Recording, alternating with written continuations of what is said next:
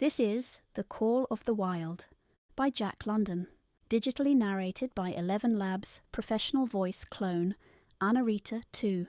Chapter 3, The Dominant Primordial Beast. The dominant primordial beast was strong in buck, and under the fierce conditions of trail life it grew and grew. Yet it was a secret growth. His newborn cunning gave him poise and control. He was too busy adjusting himself to the new life to feel at ease, and not only did he not pick fights, but he avoided them whenever possible. A certain deliberateness characterized his attitude. He was not prone to rashness and precipitate action, and in the bitter hatred between him and Spitz he betrayed no impatience, shunned all offensive acts. On the other hand, possibly because he divined in Buck a dangerous rival, Spitz never lost an opportunity of showing his teeth. He even went out of his way to bully Buck, striving constantly to start the fight, which could end only in the death of one or the other. Early in the trip this might have taken place had it not been for an unwanted accident. At the end of this day they made a bleak and miserable camp on the shore of Lake Le Barge. Driving snow, a wind that cut like a white-hot knife, and darkness had forced them to grope for a camping place. They could hardly have fared worse.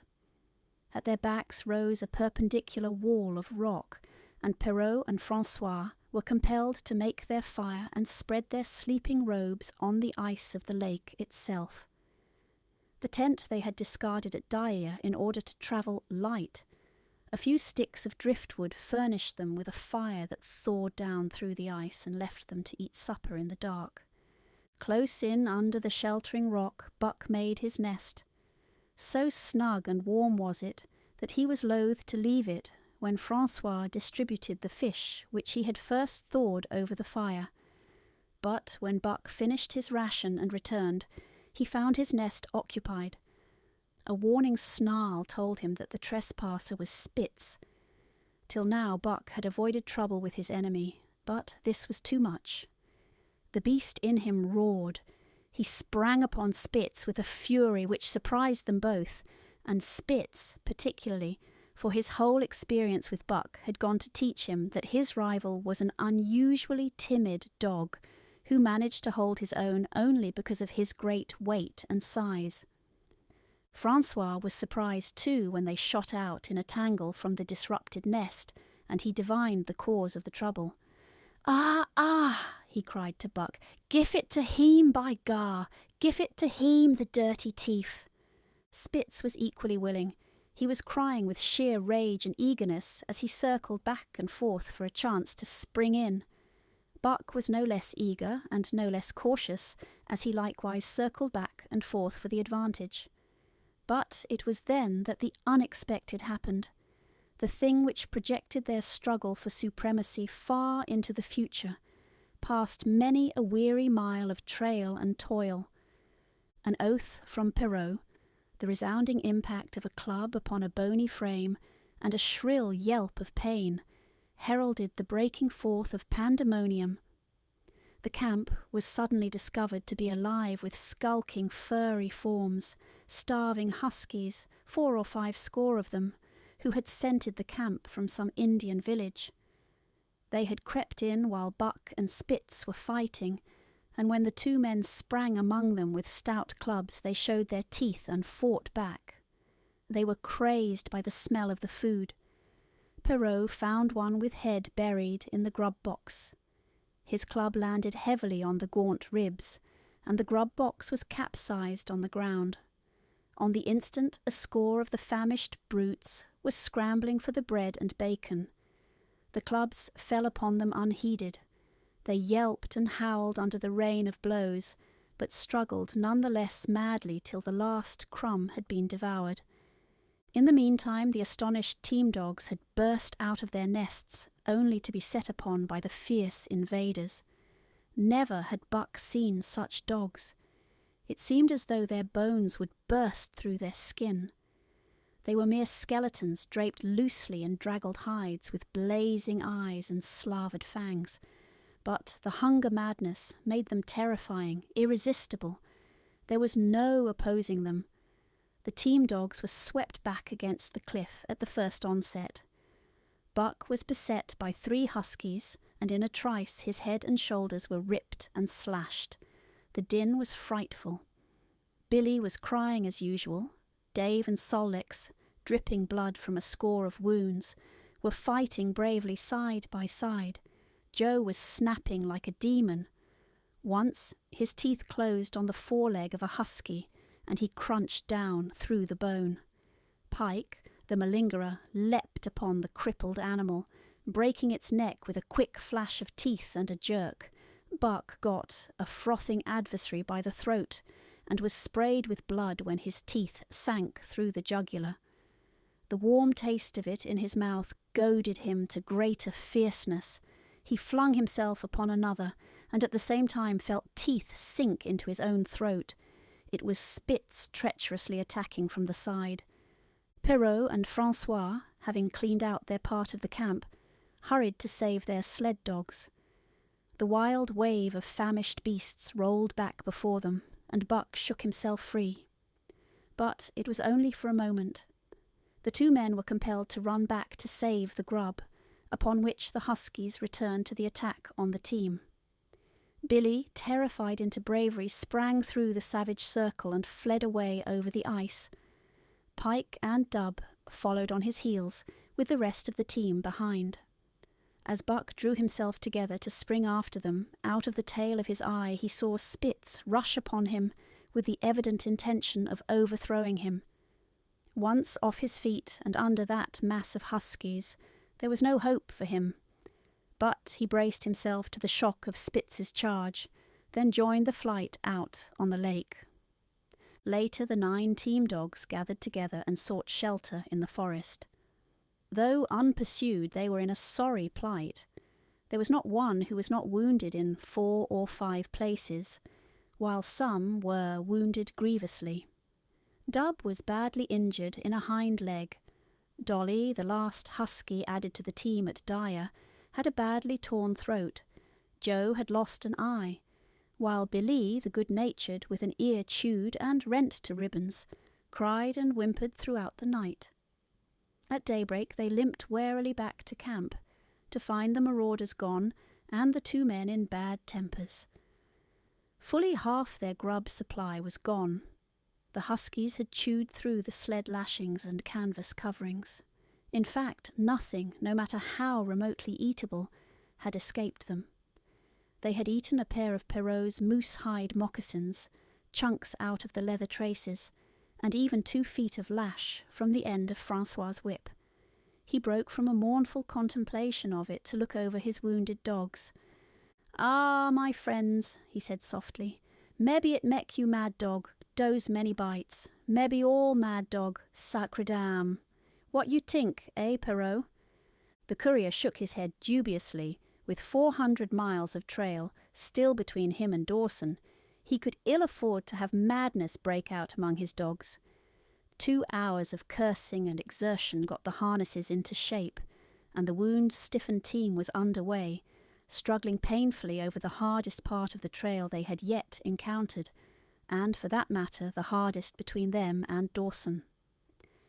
The 30-mile river was wide open, its wild water defied the frost, and it was in the eddies only and in the quiet places that the ice held at all. 6 days of exhausting toil were required to cover those 30 terrible miles, and terrible they were, for every foot of them was accomplished at the risk of life to dog and man.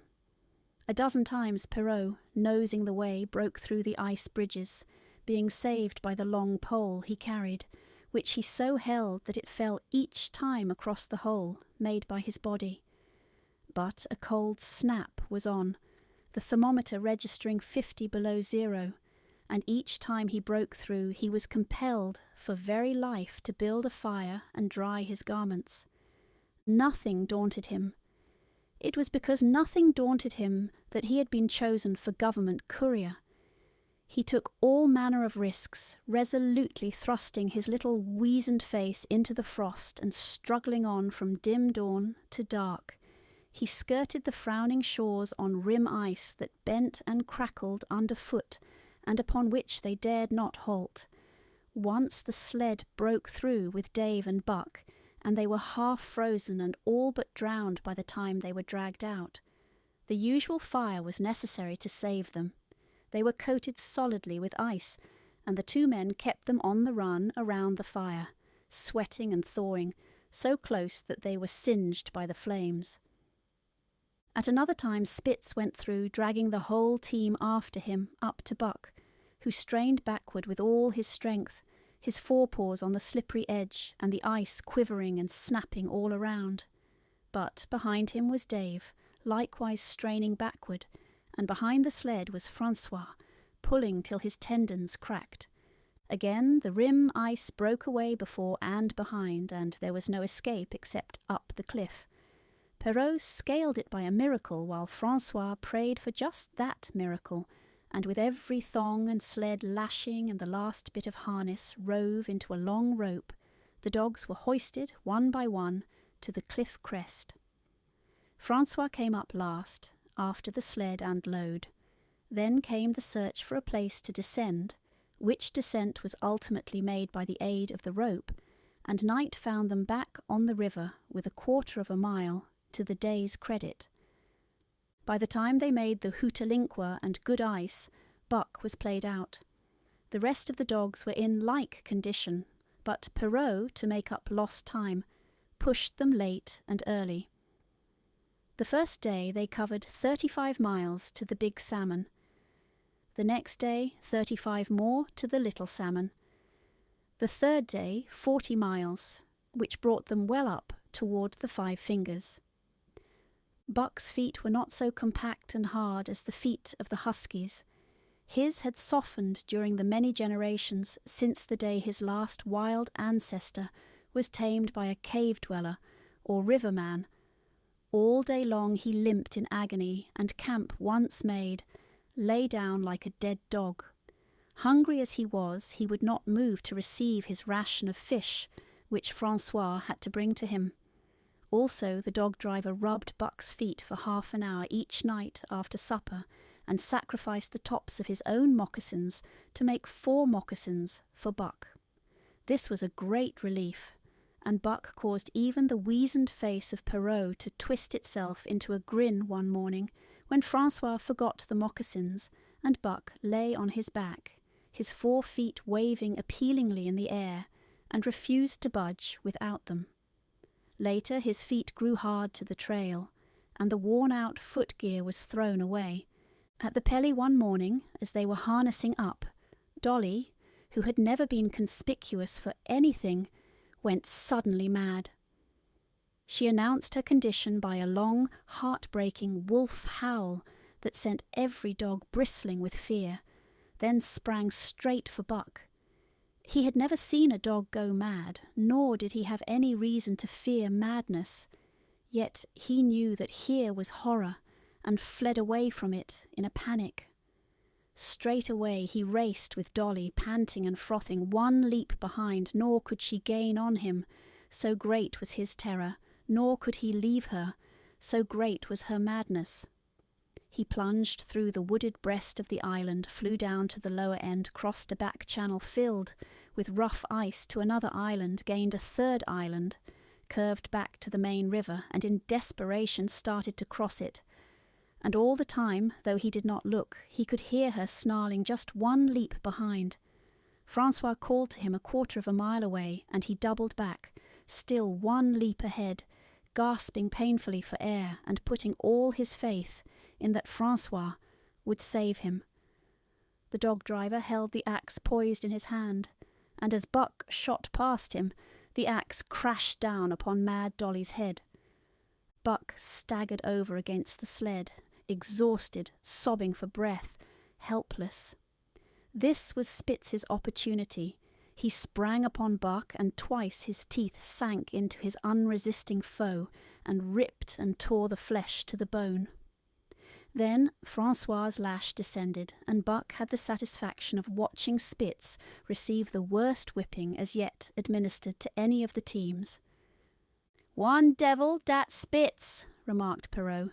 "Some damn day, heem kill dat buck."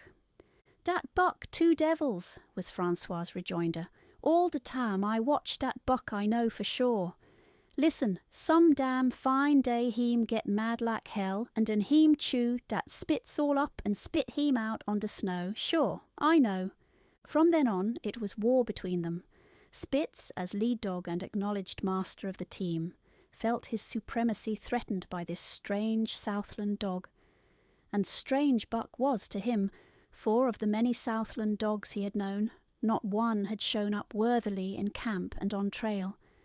They were all too soft, dying under the toil, the frost, and starvation. Buck was the exception. He alone endured and prospered, matching the husky in strength, savagery, and cunning. Then he was a masterful dog, and what made him dangerous was the fact that the club of the man in the red sweater had knocked all blind pluck and rashness out of his desire for mastery. He was preeminently cunning, and could bide his time with a patience that was nothing less than primitive. It was inevitable that the clash for leadership should come. Buck wanted it.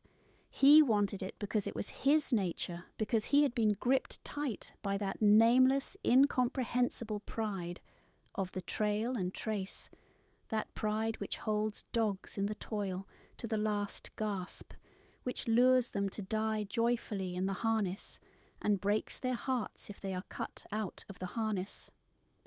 This was the pride of Dave as wheel dog, of Solix as he pulled with all his strength, the pride that laid hold of them at break of camp, transforming them from sour and sullen brutes into straining, eager, ambitious creatures, the pride that spurred them on all day and dropped them at pitch of camp at night, letting them fall back into gloomy unrest and uncontent. This was the pride that bore up Spitz and made him thrash the sled dogs who blundered and shirked in the traces, or hid away at harness-up time in the morning. Likewise, it was this pride that made him fear Buck as a possible lead dog. And this was Buck's pride too. He openly threatened the other's leadership. He came between him and the shirks he should have punished, and he did it deliberately. One night there was a heavy snowfall, and in the morning Pike, the malingerer, did not appear. He was securely hidden in his nest under a foot of snow. Francois called him and sought him in vain. Spitz was wild with wrath. He raged through the camp, smelling and digging in every likely place, snarling so frightfully that Pike heard and shivered in his hiding place. But when he was at last unearthed, and Spitz flew at him to punish him, Buck flew with equal rage in between. So unexpected was it, and so shrewdly managed, that Spitz was hurled backward and off his feet. Pike, who had been trembling abjectly, took heart at this open mutiny, and sprang upon his overthrown leader. Buck, to whom fair play was a forgotten code, likewise sprang upon Spitz. But Francois, chuckling at the incident while unswerving in the administration of justice, brought his lash down upon Buck with all his might. This failed to drive Buck from his prostrate rival, and the butt of the whip was brought into play. Half stunned by the blow, Buck was knocked backward, and the lash laid upon him again and again, while Spitz soundly punished the many times offending Pike. In the days that followed, as Dawson grew closer and closer, Buck still continued to interfere between Spitz and the culprits, but he did it craftily when Francois was not around. With the covert mutiny of Buck, a general insubordination sprang up and increased. Dave and Solix were unaffected, but the rest of the team went from bad to worse. Things no longer went right. There was continual bickering and jangling. Trouble was always afoot, and at the bottom of it was Buck. He kept Francois busy, for the dog driver was in constant apprehension of the life and death struggle between the two, which he knew must take place sooner or later, and on more than one night the sounds of quarrelling and strife among the other dogs turned him out of his sleeping robe, fearful that Buck and Spitz were at it. But the opportunity did not present itself, and they pulled into Dawson one dreary afternoon, with the great fight still to come. Here were many men and countless dogs, and Buck found them all at work. It seemed the ordained order of things that dogs should work. All day they swung up and down the main street in long teams, and in the night their jingling bells still went by. They hauled cabin logs and firewood, freighted up to the mines, and did all manner of work that horses did in the Santa Clara Valley. Here and there Buck met Southland dogs, but in the main they were the wild wolf-husky breed. Every night, regularly at 9, at 12, at 3, they lifted a nocturnal song, a weird and eerie chant in which it was Buck's delight to join. With the aurora borealis flaming coldly overhead, or the stars leaping in the frost dance, and the land numb and frozen under its pall of snow, this song of the huskies might have been the defiance of life, only it was pitched in minor key with long-drawn wailings and half-sobs, and was more the pleading of life, the articulate travail of existence. It was an old song, old as the breed itself, one of the first songs of the younger world, in a day when songs were sad. It was invested with the woe of unnumbered generations, this plaint by which Buck was so strangely stirred. When he moaned and sobbed, it was with the pain of living that was of old, the pain of his wild fathers, and the fear and mystery of the cold and dark that was to them fear and mystery. And that he should be stirred by it marked the completeness with which he harked back through the ages of fire and roof to the raw beginnings of life in the howling ages. 7 days from the time they pulled into Dawson, they dropped down the steep bank by the barracks to the Yukon Trail and pulled for deer and salt water. Perrault was carrying despatches, if anything more urgent than those he had brought in. Also, the travel pride had gripped him, and he purposed to make the record trip of the year. Several things favoured him in this. The week's rest had recuperated the dogs and put them in thorough trim. The trail they had broken into the country was packed hard by later journeyers, and further the police had arranged in 2 or 3 places deposits of grub for dog and man, and he was travelling light. They made 60 mile, which is a 50-mile run, on the first day, and the second day saw them booming up the Yukon well on their way to Pelly. But such splendid running was achieved not without great trouble and vexation on the part of Francois. The insidious revolt, led by Buck, had destroyed the solidarity of the team. It no longer was as one dog leaping in the traces. The encouragement Buck gave the rebels led them into all kinds of petty misdemeanours.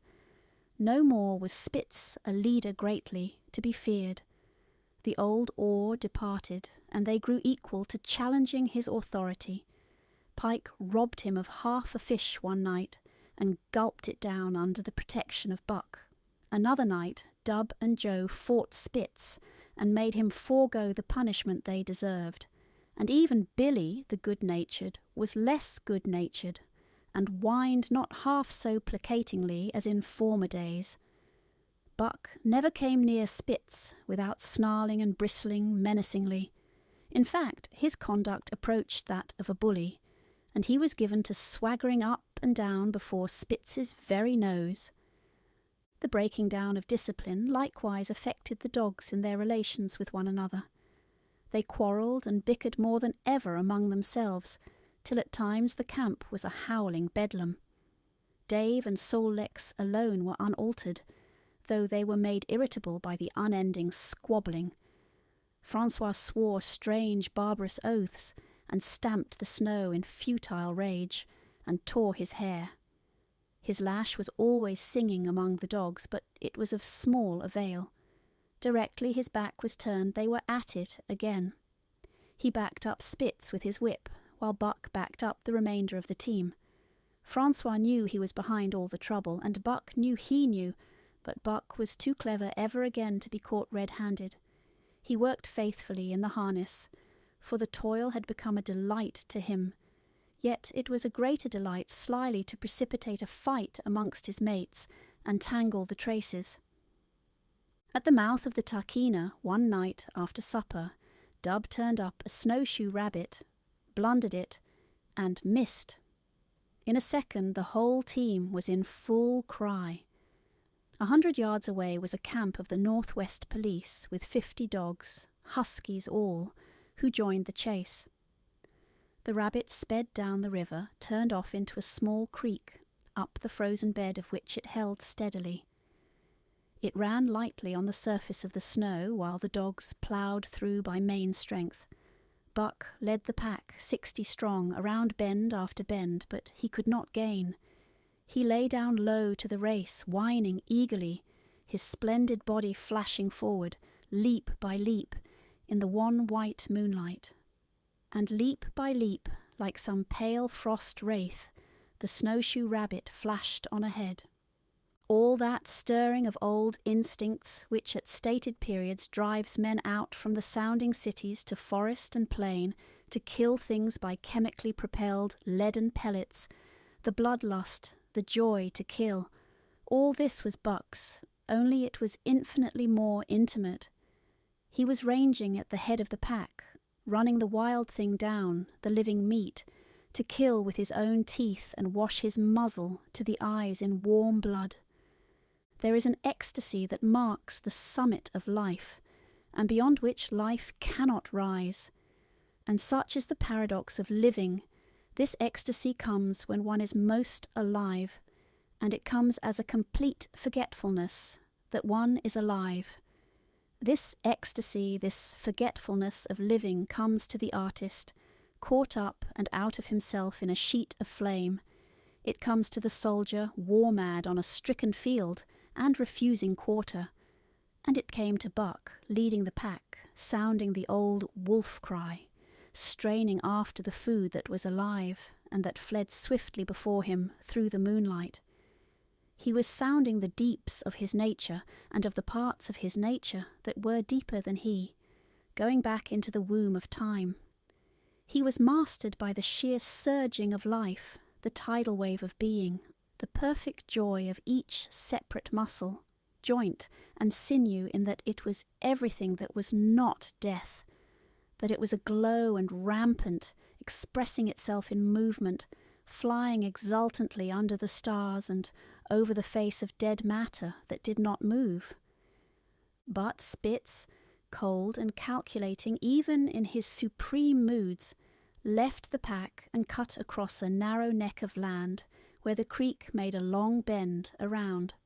Buck did not know of this, and as he rounded the bend, the frost wraith of a rabbit still flitting before him, he saw another and larger frost wraith leap from the overhanging bank into the immediate path of the rabbit. It was Spitz. The rabbit could not turn, and as the white teeth broke its back in mid-air, it shrieked as loudly as a stricken man may shriek. At sound of this, the cry of life plunging down from life's apex in the grip of death, the full pack at Buck's heels raised a hell's chorus of delight. Buck did not cry out. He did not check himself, but drove in upon Spitz, shoulder to shoulder, so hard that he missed the throat. They rolled over and over in the powdery snow. Spitz gained his feet almost as though he had not been overthrown, slashing Buck down the shoulder and leaping clear. Twice his teeth clipped together like the steel jaws of a trap, as he backed away for better footing with lean and lifting lips that writhed and snarled. In a flash, Buck knew it. The time had come. It was to the death. As they circled about, snarling, ears laid back, keenly watchful for the advantage, the scene came to Buck with a sense of familiarity. He seemed to remember it all, the white woods and earth and moonlight, and the thrill of battle. Over the whiteness and silence brooded a ghostly calm. There was not the faintest whisper of air, nothing moved, not a leaf quivered, the visible breaths of the dogs rising slowly and lingering in the frosty air. They had made short work of the snowshoe rabbit, these dogs that were ill-tamed wolves, and they were now drawn up in an expectant circle. They, too, were silent, their eyes only gleaming and their breaths drifting slowly upward. To Buck it was nothing new or strange, this scene of old time. It was as though it had always been, the wonted way of things. Spitz was a practised fighter. From Spitzbergen through the Arctic and across Canada and the Barrens, he had held his own with all manner of dogs and achieved to mastery over them. Bitter rage was his, but never blind rage. In passion to rend and destroy, he never forgot that his enemy was in, like passion to rend and destroy. He never rushed till he was prepared to receive a rush, never attacked till he had first defended that attack. In vain Buck strove to sink his teeth in the neck of the big white dog.